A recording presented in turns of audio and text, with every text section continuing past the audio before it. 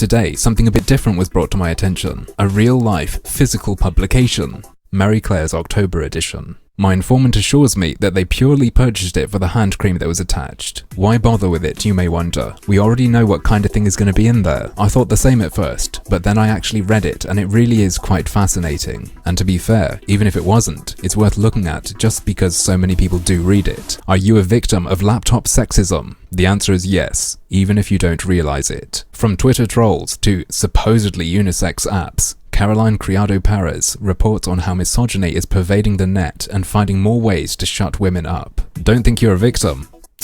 Typical woman. Let me explain why you are. We are going to look at the origins of your social media oppression. Is it just an internet thing, or is there something else going on? History gives us some clues. In the 1500s, women who nagged were paraded around the town square in a scold's bridle, a metal mask with a tongue clamp inside. Amazing to think that back then they just clamped the tongue. Nowadays, of course, you've got to get the hands as well, or they'll still just be tweeting away. Back when we were hunting witches, suspects often had their tongues cut out before they were burned alive. That's how much people feared what women had to say. Look, the last thing you want when you're trying to burn someone alive is to have them just nagging you. In any case, I think that's enough historical evidence. What has this culminated in? How much worse has it gotten? It's no secret that most of the websites and technology that we use on a daily basis have been designed by men, but it may not be immediately obvious why this should be a problem. After all, we're all human. But consider Apple's Health app, which failed to include a period tracker, because of course that is a key component in the silencing of women. You know, what this article says these things cause. I guess the strategy is, if a man tries to dismiss you by saying you must just be on your period, gotcha. iPads don't lie. When it comes to social media, tools for dealing with abuse are repeatedly overlooked, and this isn't surprising. After all, 70% of those stalked online are women. Meanwhile, companies such as Facebook and Twitter claim they're defending free speech. But the question is, whose speech are they defending? It really is insane. The men who control the internet just refuse to allow any site to have any kind of block function or privacy settings. They just don't believe that harassment or stalking exist because, as men, they've never heard of it. This is your brain on testosterone. Now, you might be thinking they're trying to use all this to bash men, to say that they are incompetent or thoughtless. But don't worry, they do point out an issue that's down to women.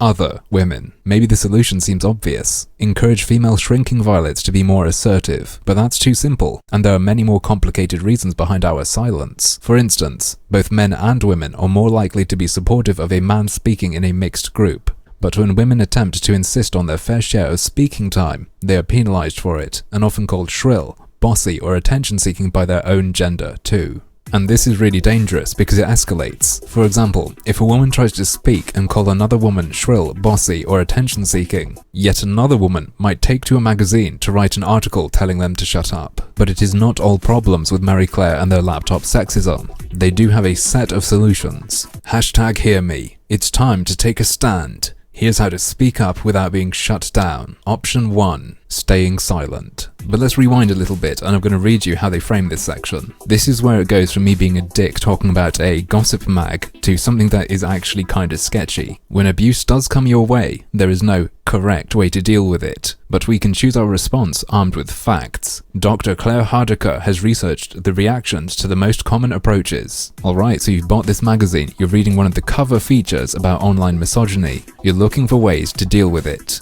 They have hard facts from Dr. Claire Hardaker, options that have been researched to help you. Options you should pick from. Let's see what they've got. This is my favorite one. Vigilantism. Tracking down your troll in real life. A high-risk option, but often reveals the troll to be a rather pathetic individual. And, after you confront them, a murderer too.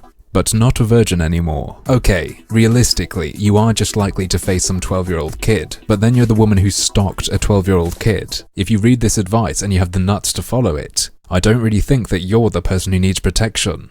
But, as usual, that's just another one of my harmful opinions.